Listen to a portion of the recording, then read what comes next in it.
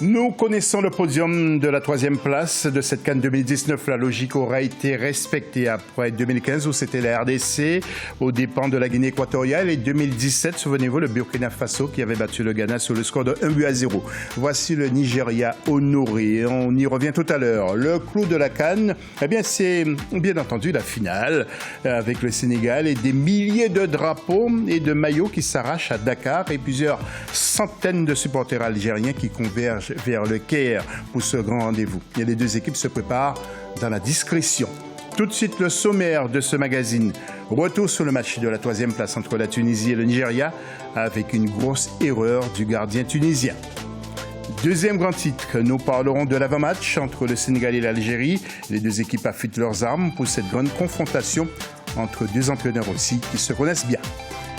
Et puis le troisième titre, les à côté de la CAN, les pronostics et puis les infos. Et puis nous partirons au Bénin, donc pour voir comment les écureuils ont été accueillis. Et puis nos invités, il y a tout d'abord Zico Toumba qui revient pour la deuxième fois sur notre plateau. Je rappelle que vous êtes un ancien footballeur professionnel et vous êtes de la République démocratique du Congo. Bonjour. Bonjour, bonjour. Et puis deuxième invité, c'est Abdoulaye Diabaté qui est manager de joueurs. Vous êtes de la Côte d'Ivoire et vous préparez un projet important au mois d'octobre 2019 du côté de la Côte d'Ivoire. Vous allez nous en parler en fin de première partie de cette émission, bien sûr. Bonjour. Bonjour. Et puis, l'interactivité, comme d'habitude, vous nous faites vos pronostics pour un seul match, et bien tout simplement la finale entre l'Algérie et le Sénégal de ce vendredi 19 juillet. Vous intervenez sur nos réseaux sociaux comme d'habitude, Africa 24 TV, et puis sur le Twitter avec le hashtag Africa 24. Tout de suite, l'analyse du match.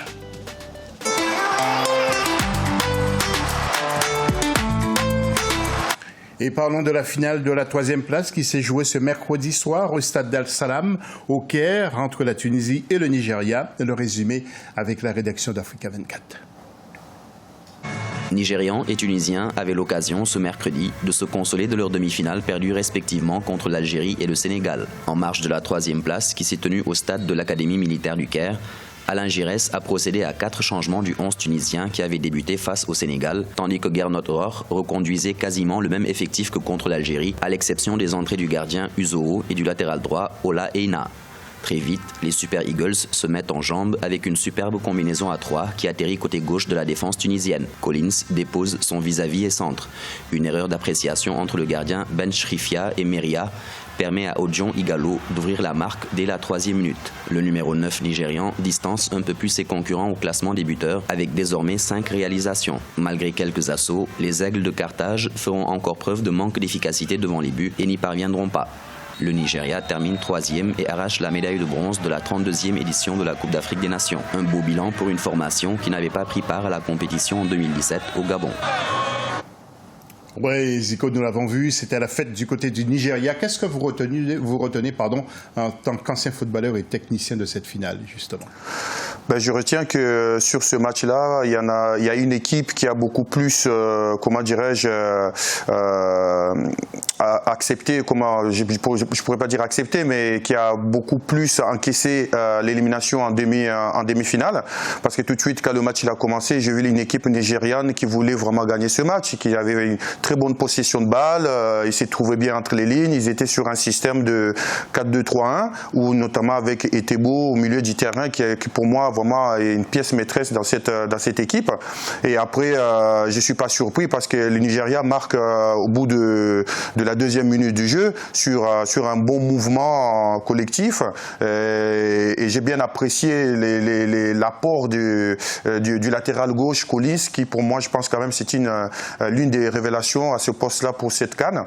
J'ai trouvé une équipe nigériane en première mi-temps qui voulait gagner le match. Et l'équipe tunisienne qui était un peu poussive, qui était un peu, on dirait qu'ils étaient un peu touchés mentalement. Et surtout, je pense qu'ils ont vraiment été encore beaucoup plus touchés mentalement quand ils ont encaissé ce but, encore une fois, sur une erreur de gardien. Et cette équipe-là a été vraiment délaissée par ses gardiens. Ils ont encaissé au moins 5 buts sur des erreurs de gardien. Et ça fait trop pour espérer de gagner au moins une médaille. Abdoulaye Diabaté, vous, qu'est-ce que vous notez dans cette CAN que vous suivez, j'imagine, depuis le début, et puis la sortie de la Côte d'Ivoire, votre pays, vous n'avez pas été trop triste? Il faut le dire que d'abord, ça a été une belle CAN pour moi. J'y étais pour la petite histoire en Égypte.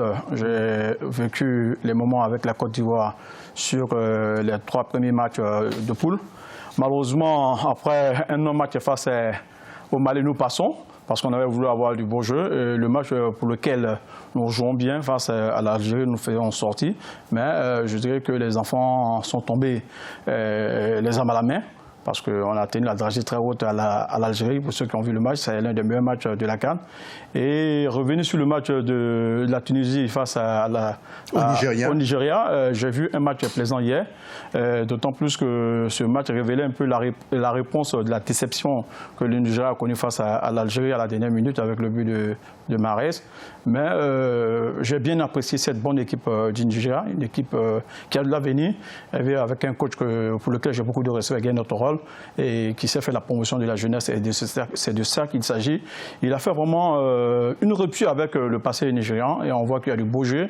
Tout à l'heure, on a parlé de Collins, des garçons comme Igalo, et je pense que vraiment le Nigeria mérite le podium. Et pour les prochaines compétitions, c'est une équipe à compter et à vraiment bien encadrer surtout. Voilà, Igalo qui a marqué un 5e but et qui devient le meilleur buteur de cette CAN pour le moment. Quelques mots maintenant sur les deux équipes. D'abord, l'histoire du football en Tunisie, le développement, la place sur l'échiquier continental et puis surtout aussi le football féminin. Voyons ce sujet de la rédaction.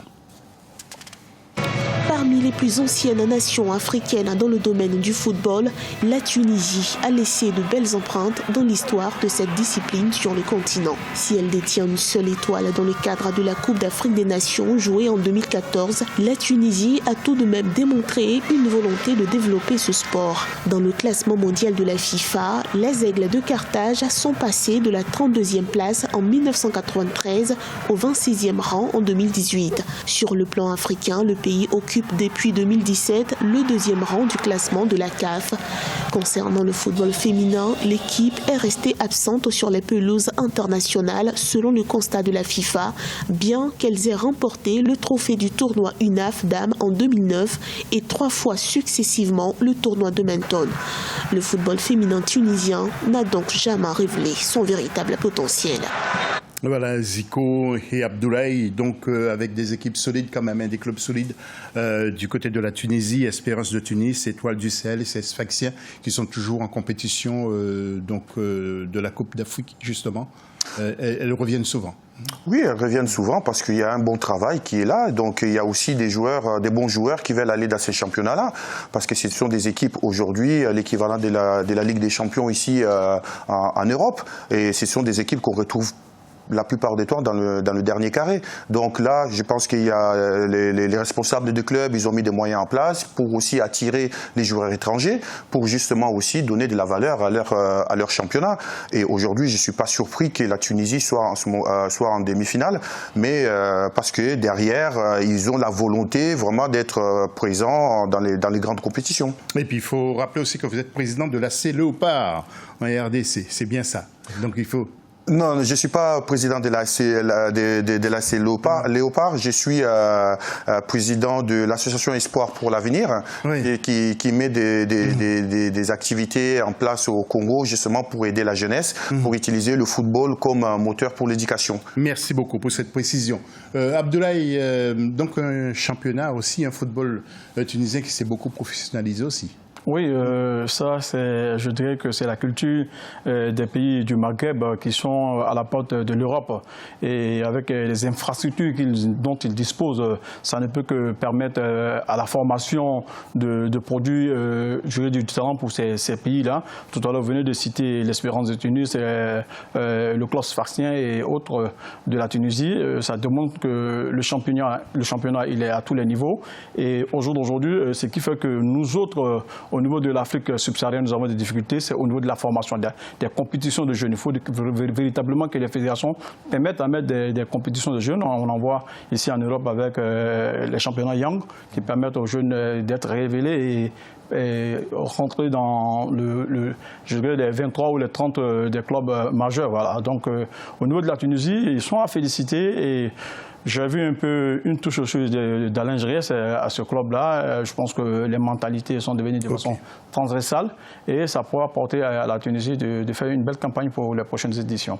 Et nous allons cette fois-ci partir du côté du Nigeria, même thème justement que nous présente la rédaction.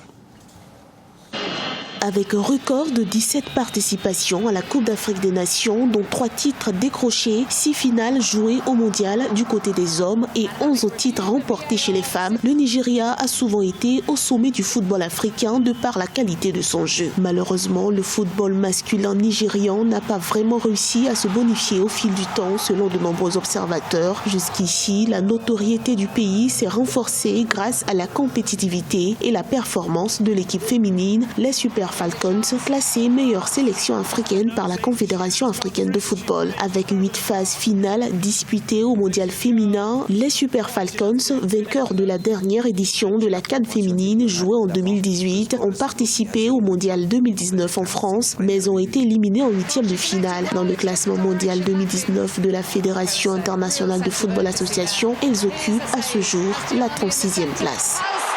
Voilà, très beau sujet en tout cas. Et puis nous allons rappeler les grands clubs du côté du Nigeria comme Enyimba, comme Kano Pillars et puis également un autre club qui s'appelle Lobby Stars. Nous allons voir le tableau justement pour les résultats du match de la 3e place. Je peux vous rappeler donc que le Nigeria a battu la Tunisie 1-0. Et donc l'autre finale, c'est au stade international du Caire ce vendredi 19 avec Sénégal contre l'Algérie. Et puis il y a des pronostics que nous allons vous proposer maintenant, car dans chaque émission, nos invités font des pronostics. Alors, écoutez ce que nous disaient justement nos invités du 15 juillet. Un match nul 0 partout jusqu'en 90 minutes. D'accord. Et Sénégal-Algérie ? Sénégal-Algérie, c'est un autre match, c'est une finale tant attendue. C'est deux équipes, une qui était pratiquement la favorite avant le championnat, c'est le Sénégal. Un petit outsider qui a sorti ses griffes pendant pratiquement toute la compétition. Alors vos chiffres. Alors, vu la performance des deux équipes jusque-là, les deux équipes se sont confrontées, rappelez-vous, dans le premier tour. Je vois aussi un 1-0 pour l'Algérie. 1-0 pour l'Algérie. Mon cher Saïd. Pour la petite finale, je vois la Tunisie quand même s'imposer parce que j'étais déçu vraiment du dernier match du Nigeria, notamment des jeux de leur leader Mohamed Moussa. Donc je vois la Tunisie. Je vois un petit score, je vois 1-0 pour la Tunisie. Et Sénégal-Algérie. Et Sénégal-Algérie, j'ai pu communiquer avec certains joueurs algériens, ils sont très fatigués. Donc le match va jouer justement sur la condition physique et sur la fatigue. Mais le Sénégal est aussi parti en prolongation, donc c'est compliqué. Je dirais un partout et prolongation. Abdoulaye Diabaté, si vous êtes avec nous, c'est pour parler justement d'une manifestation que vous allez organiser. Nous avons le manuel entre les mains, nous allons faire un gros plan justement. Alors parlez-nous de cette opération que vous allez mener au mois d'octobre du côté de la Côte d'Ivoire justement. Merci. Abdoulaye est là parce que, étant promoteur du prix sport-études, le prix sport-études, pour nous, déjà, c'est un concept destiné à promouvoir l'éducation au niveau du sport, notamment du football, parce que c'est le sport le plus pratiqué par nos jeunes. Malheureusement, cet environnement est miné par beaucoup de maux. Et nous avons la déscolarisation galopante de nos jeunes, avec son corollaire de délinquance juvénile et d'autres maux que nous avons au niveau de la Côte d'Ivoire spécifiquement, avec des enfants qui sont devenus, je dirais, des cas sociaux en termes d'agression et tout. Et pour nous, nous avons présenté ce prix qui est parti d'abord par le canal de notre slogan, à savoir Foot d'abord, École d'abord, parce que de ce binôme-là, nous pensons qu'il est impératif que nos jeunes puissent s'approprier de ce concept pour que demain soient vraiment des footballeurs valeureux. Et ça s'impose à eux d'autant plus que si vous jouez qu'au football, et que le football c'est sur une période d'une dizaine d'années et que demain vous arrivez en tant que footballeur professionnel majeur, il y a une reconversion. Hein. Tous les risques qui sont liés aujourd'hui au football, Zico ne me dira pas le contraire. Si vous arrivez à faire une blessure que vous n'êtes pas parti à l'école, qu'est-ce que vous faites? Oui, alors justement, il ne nous manque pas beaucoup de temps. Quels sont les critères justement pour participer à cette opération? Les critères d'abord, c'est les critères scolaires, comme on l'a dit, c'est le binôme. Déjà, au titre de l'entrée 2018-2019, nous avons vu avec nos partenaires scolaires au niveau du ministère pour pouvoir prendre d'abord les notes scolaires de ces jeunes. Et nous aurons une articulation le 19 sportive où nous allons coupler la bonne note scolaire et la note du talent, je dis, footballistique des jeunes. C'est les jeunes. Ce sont les établissements qui font les sélections d'abord? Pas des établissements. Nous travaillons en collaboration avec des centres de formation au niveau de la Côte d'Ivoire. Et ces équipes viendront, parce qu'ils participent à des tournois majeurs pendant les vacances scolaires. Donc, les finalistes de ces différentes compétitions viendront au cours d'une journée au niveau de l'INJS pour compéter, où nous ferons sortir vraiment les meilleurs parmi ces jeunes. Une sorte, et vous allez les suivre après? Comment ça va se passer? Oui, nous les suivons parce que pour la première édition, nous avons traité d'une thématique qui était Bilan Foot École Solutions contre l'immigration clandestine. Pour la deuxième édition, nous avons une thématique qui traite des faits de société, à savoir Foot École au service des politiques sociales africaines, où on a un panel.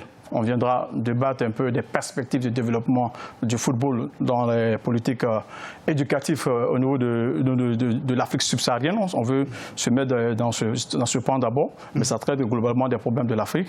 Et nous faisons un clin d'œil aussi au football féminin. Tout à l'heure, on a vu des éléments. Ça, c'est bien. C'est la féminisation du sport, mais pas seulement dans sa pratique. Oui. Au niveau de l'administration, on invite aussi nos jeunes sœurs à venir se mettre avec nous pour pouvoir aussi gérer l'administration du football. Alors, c'est dans quelle ville précisément? Abidjan, et nous avons des communes où nous allons faire des activités sociales. Le lieu précis pour cette activité, nous avons d'abord le 19, c'est une compétition de football qui se déroulera à l'INJS, Institut national de la jeunesse et du sport.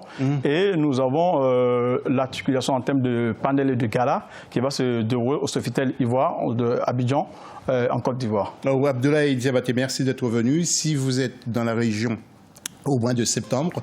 Donc, dans l'AFC, nous aurons le plaisir de vous recevoir de nouveau pour parler justement de cette opération Football d'accord, école d'abord, 19, 23 et 24 octobre du côté d'Abidjan, en Côte d'Ivoire. En tout cas, merci beaucoup d'être venu pour en parler sur Africa 24. Et puis, nous avons vu aussi qu'il y a le logo d'Africa 24. Enfin, vous parlez d'Africa 24 parmi les partenaires de cette opération. Et ça, félicitations. Merci encore. Merci. Nous allons marquer une pause dans cette émission. Fin de la première partie. On se retrouve tout à l'heure pour la deuxième partie de ce magazine spécial Cannes en Égypte, Cannes Total 2019. À tout de suite.